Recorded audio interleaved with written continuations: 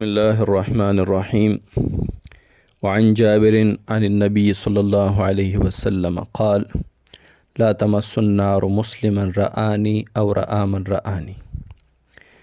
مشکوٰۃ شریف کا درس باب مناقب الصحابہ چل رہا ہے اور مشکوٰۃ شریف کی 6013 نمبر حدیث ہے۔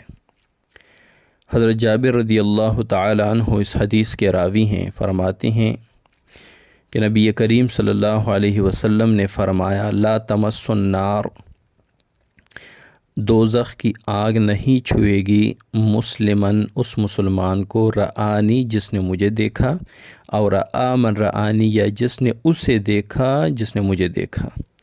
اس حدیث میں صحابی اور تابعی کی فضیلت ہے کہ آپ صلی اللہ علیہ وسلم نے فرمایا کہ جس نے مجھے دیکھا یعنی صحابی، یا جس نے صحابی کو دیکھا یعنی تابعی، اس کو جہنم کی آگ نہیں چھوئے گی۔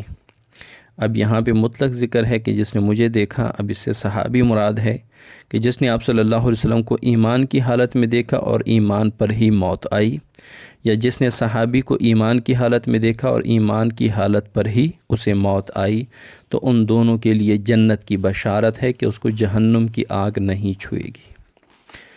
آج ایک اور حدیث بھی ساتھ ملاتے ہیں چونکہ ایک مختصر حدیث تھی۔ حدیث نمبر 6014۔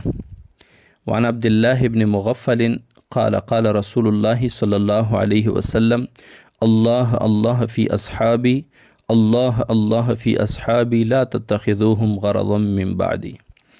حضرت عبداللہ ابن مغفل رضی اللہ تعالیٰ عنہ اس حدیث کے راوی ہیں۔ فرماتے ہیں کہ رسول اللہ صلی اللہ علیہ وسلم نے فرمایا اللہ اللہ فی اصحابی، اے اتقوا اللہ فی حق اصحابی۔ مرقات شرح مشکوٰۃ نے لکھا ہے کہ اللہ اللہ سے مراد اتقوا اللہ، اللہ سے ڈرو، اللہ سے ڈرو، فی اصحابی، میرے صحابہ کے بارے میں، میرے صحابہ کے حق میں۔ پھر فرمایا اللہ اللہ فی اصحابی، اللہ سے ڈرو، اللہ سے ڈرو میرے صحابہ کے حق میں۔ لا تتخذوہم غرضا من بعدی، میرے بعد تم ان کو نشانہ ملامت نہ بنا لینا۔ غرضاً کہتے ہیں نشانہ بنانے کو، یعنی ان کو اپنی گالیوں کا، تہمتوں کا، بہتان کا اور بری باتوں کا نشانہ نہ بنا دینا۔ کیوں؟ فمن احبہم فبحبی احبہم، اب جو ان صحابہ سے محبت کرتا ہے، فبحبی احبہم، وہ دراصل مجھ سے محبت کرتا ہے اور مجھ سے محبت کی وجہ سے میرے صحابہ سے محبت کرتا ہے۔ ومن ابغضہم فببغضی ابغضہم، اور جو میرے صحابہ سے بغض رکھتا ہے تو وہ گویا پہلے میرے ساتھ بغض رکھتا ہے اور مجھ سے بغض رکھنے کی وجہ سے میرے صحابہ سے بھی بغض رکھتا ہے۔ اب اس میں آپ صلی اللہ علیہ وسلم نے اپنے صحابہ کو کتنا اپنے قریب بتایا کہ میرے صحابہ میرے اتنے قریب ہیں کہ جو ان سے محبت کرے گویا وہ مجھ سے محبت کرتا ہے، اور میری محبت کی وجہ سے میرے صحابہ سے بھی محبت کرتا ہے، اور جو مجھ سے بغض رکھتا ہے، مجھ سے نفرت کرتا ہے، تو مجھ سے نفرت کی وجہ سے وہ میرے صحابہ سے نفرت کرتا ہے۔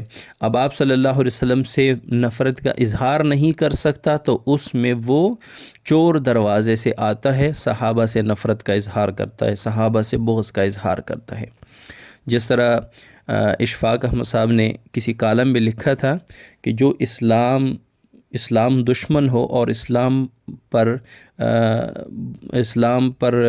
کے بارے میں برا بلا کہنا چاہتا ہو تو وہ ڈائریکٹ اسلام کو گالی نہیں دیتا، وہ مولوی کو گالی دیتا ہے، علماء کو گالی دے کر اپنی بھڑاس نکالتا ہے۔ دراصل اس کو گالی دینا، اسلام کو ہی گالی دینا چاہتا ہے، لیکن ڈائریکٹ اسلام کو گالی نہیں دے سکتا۔ تو آپ صلی اللہ علیہ وسلم فرما رہے ہیں کہ وہ اصل میں میرے ساتھ بغض رکھتا ہے تو مجھ سے بغض کی وجہ سے وہ میرے صحابہ سے بغض رکھتا ہے۔ ومن آذاہم فقد آذانی، جس نے میرے صحابہ کو تکلیف دی، فقد آذانی، اس نے مجھے تکلیف پہنچائی۔ ومن آذانی، جس نے مجھے تکلیف پہنچائی، فقد آذى اللہ، اس نے اللہ کو تکلیف پہنچائی۔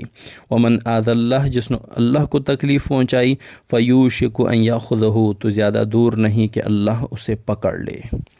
تو اس حدیث میں بھی چونکہ باب مناقب الصحابہ چل رہا ہے تو اس میں بھی آپ صلی اللہ علیہ وسلم کے صحابہ کا ذکر ہے اور صحابہ کی فضیلت ہے۔